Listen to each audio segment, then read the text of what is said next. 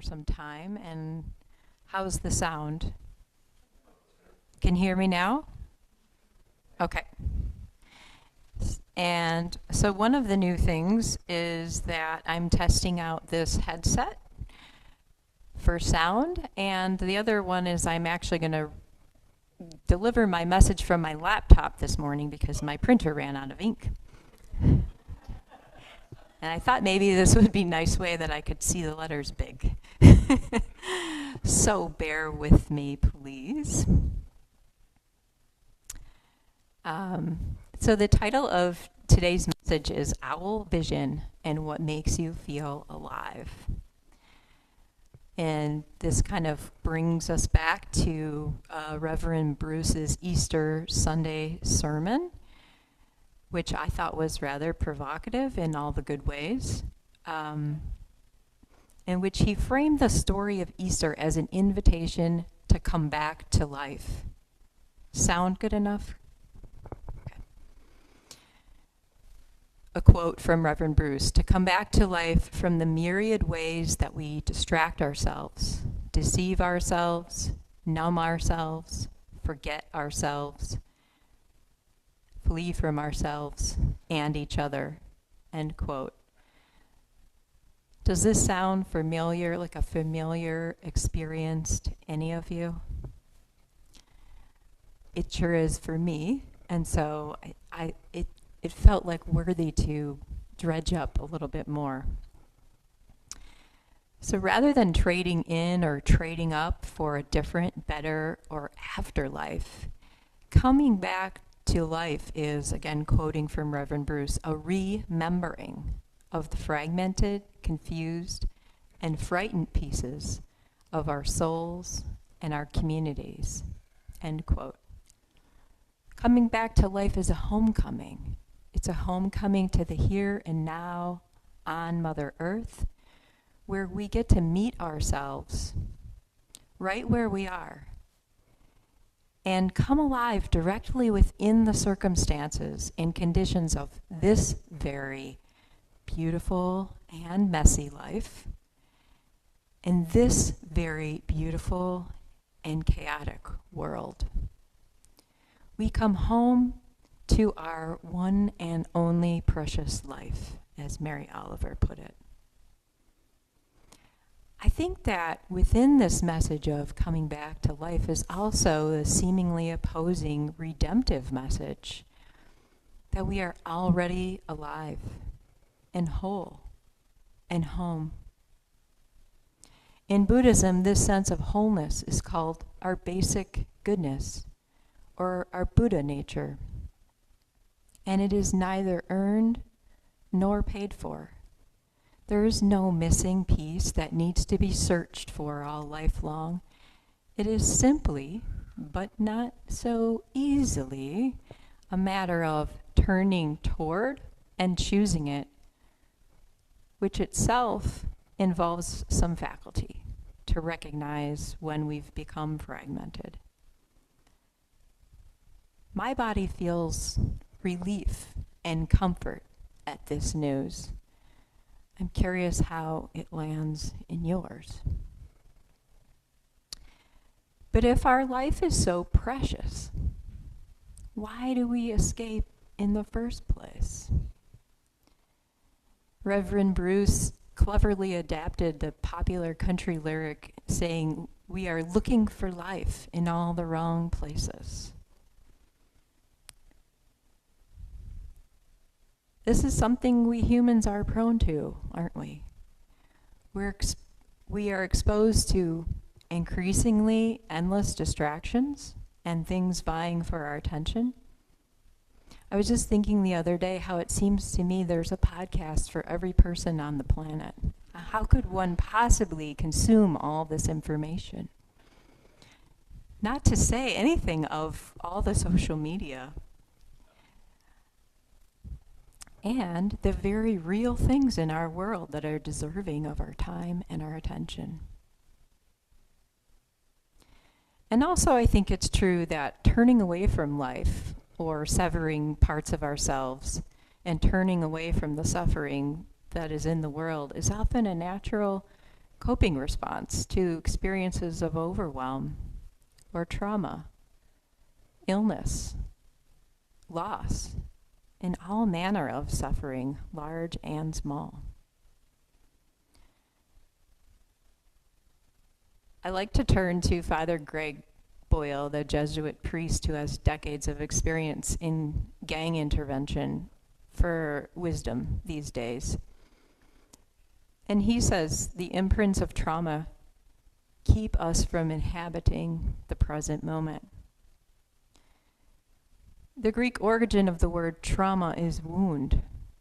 In learning how to honor our pain and care for our wounds, and with the confidence that there is a wholeness already within us, we learn to develop a trust in life and reside there longer. But how? What does it take to return to our aliveness? I have some ideas that I'd like to share with you, and then I'd like for us to maybe try them on for a bit. First, it seems to me it takes space or a sacred pause, something we increasingly don't have or take for ourselves. And I wonder, after listening to Reverend Bruce's sermon on Easter, if this space or this pause is symbolic of the tomb.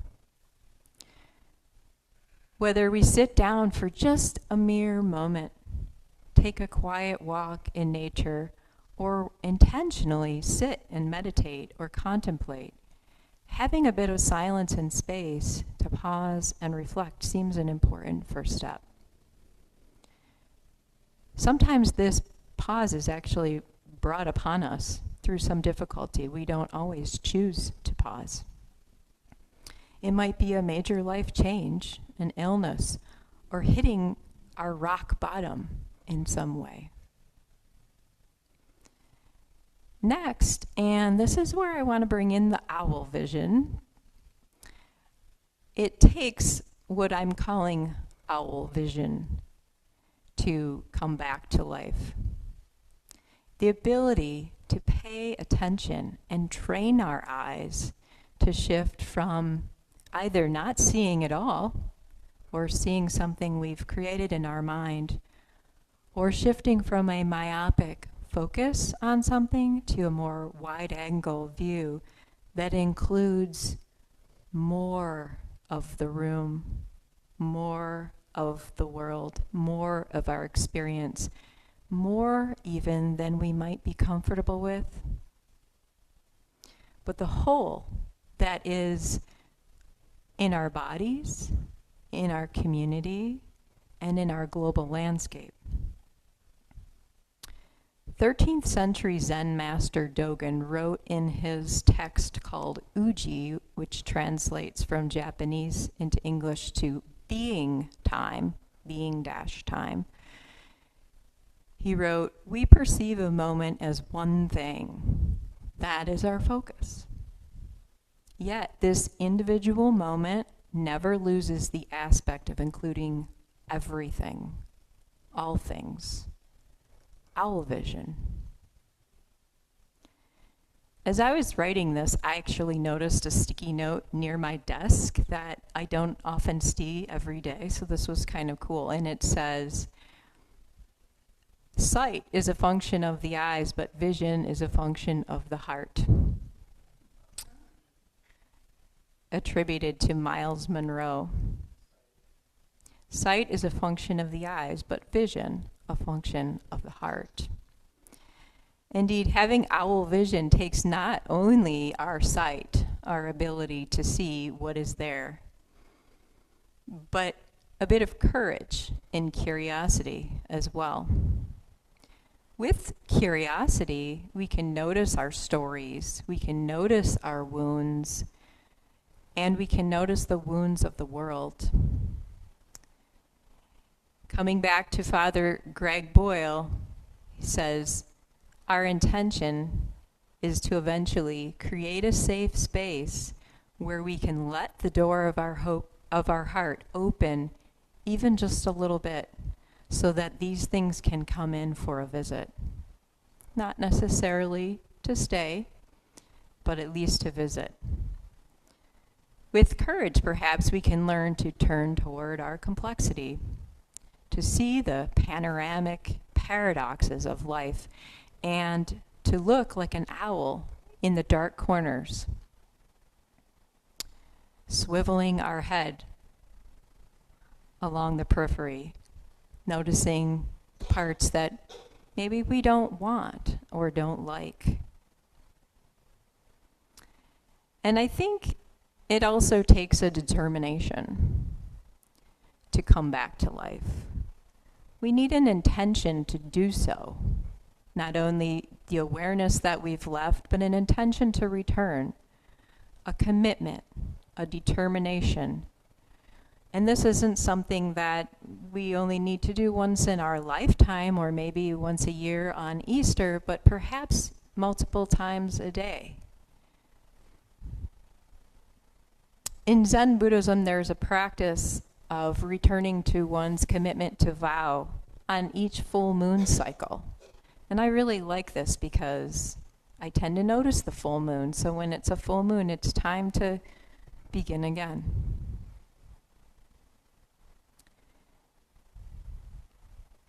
Again, Father Greg says, and he's not a Zen Buddhist, for Zen Buddhists, a vow is not a promise to do something and then feel bad that you didn't pull it off. Rather, a vow is the intention to come back to your stance of loving in the present moment. Beautiful. Finally, I think coming back to life involves some kind of a spiritual anchor, or at least it helps to have one. Whether this is an individual, maybe for some this would be Jesus, the Buddha, maybe it's an oak tree, or a river, or the big lake, or some totem animal, like maybe the owl. Maybe it's a grandmother. But it's helpful to have the support of someone or a community, like perhaps Kuf, or maybe you find this in nature. And this is helpful for lending us this sense of belonging and care when we don't feel it ourselves.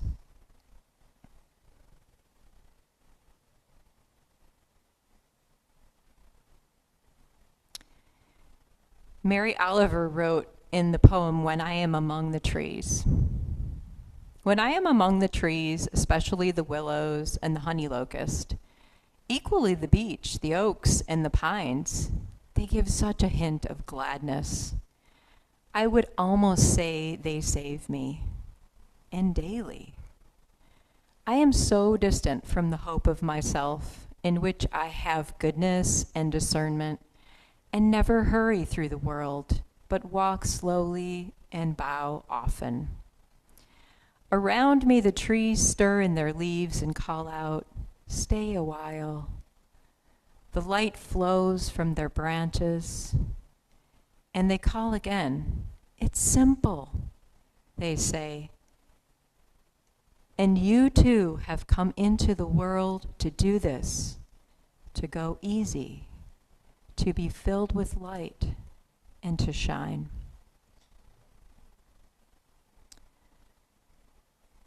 So what I've presented just now may seem like a roadmap that is a very linear one, a roadmap to rediscovering our aliveness, but I think of it more as a spiral. As we move through time and space, we go around and around this spiral, and we come back to the very beginning again. We're in a different place, and we're a different person, so it's never quite the same.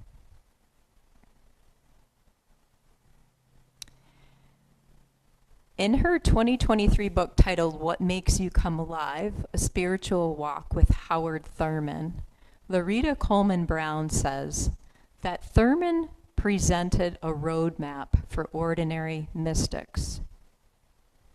And I want to recall here that Reverend Bruce quoted Howard Thurman, who was the Christian theologian and a spiritual leader to the civil rights movement, as saying, don't ask what the world needs, ask what makes you come alive, because what the world needs is more people who have come alive. And so in this book written about Howard Thurman, Loretta Coleman Brown says that Thurman presents a map for ordinary mystics who are able to quiet the surface noise enough to hear the meaning of things coursing below daily life. And they bring that aliveness into the emergency room or operating room, the classroom, and into courageous conversation.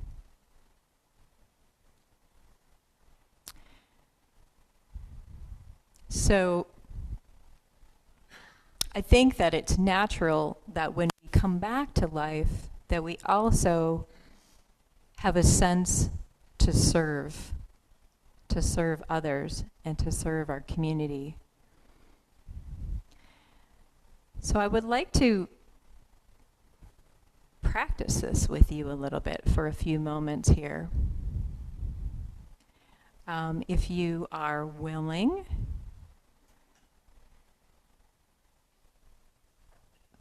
find a comfortable position in your seat. Perhaps you want to feel your feet on the earth. Maybe you want to take a breath in and just relax on your out breath. Just pausing, coming into presence here in this room.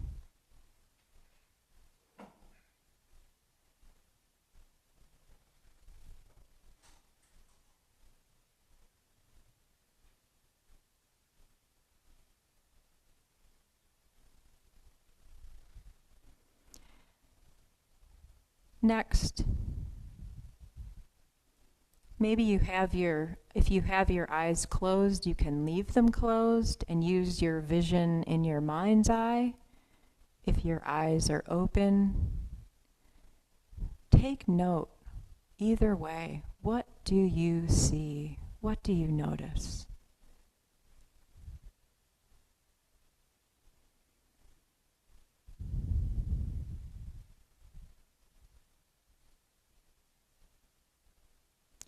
If you're focusing on one particular thing, what is it to soften your gaze a bit? And notice the periphery. What else is there?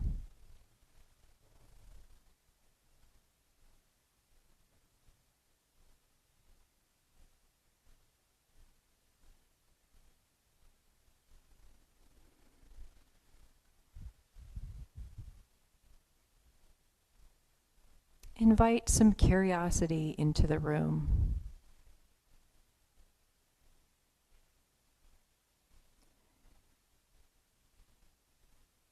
How do I feel about this?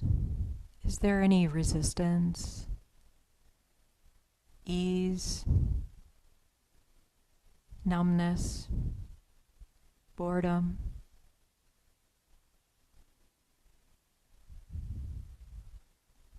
Welcome it if you're able.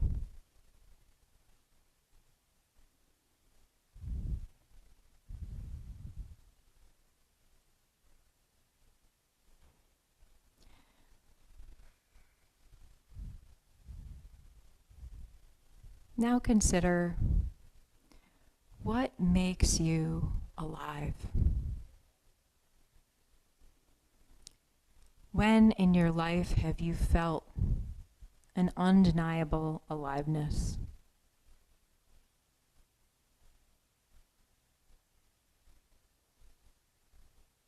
What did it feel like in your body?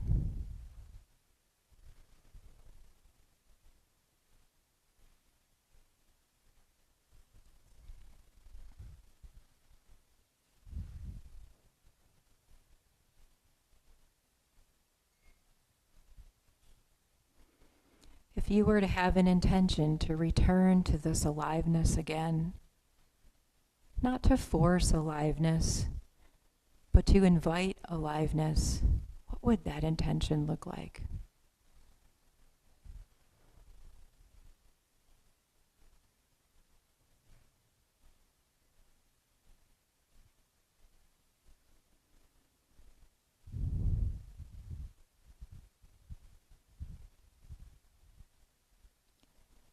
And what is your spiritual anchor?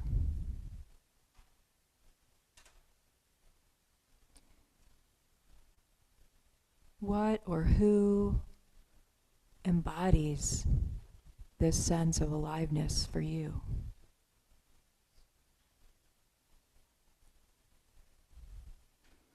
In what community do you feel you're belonging?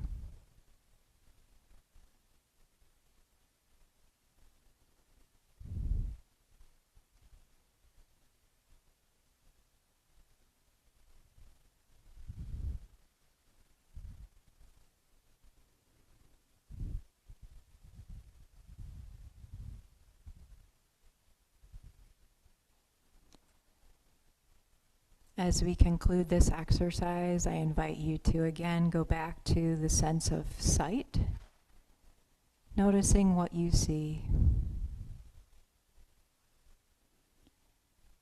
noticing how you feel in your body.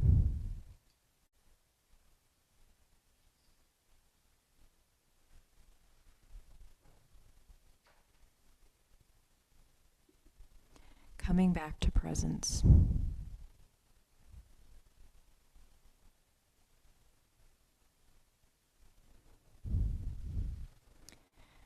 As I was preparing for this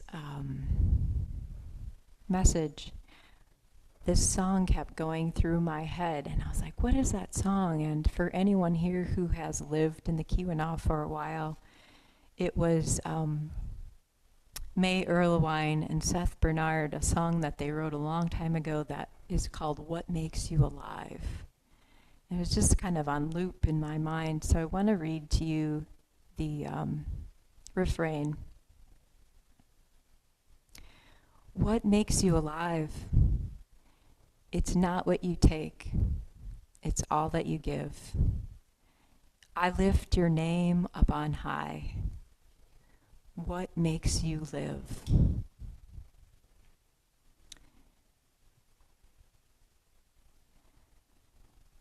So a teacher of mine, Roshi Joan Halifax, likes to say, teach what you need to learn. And I think for me, this is something that I need to learn and practice. So I hope I'm in good company. And my intention with this message is to approach it with an openness and invite you into it. And when I do that, I'm always a little bit surprised at what the message is. And this is no exception.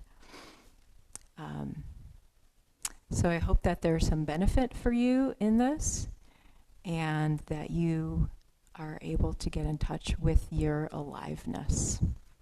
Thank you.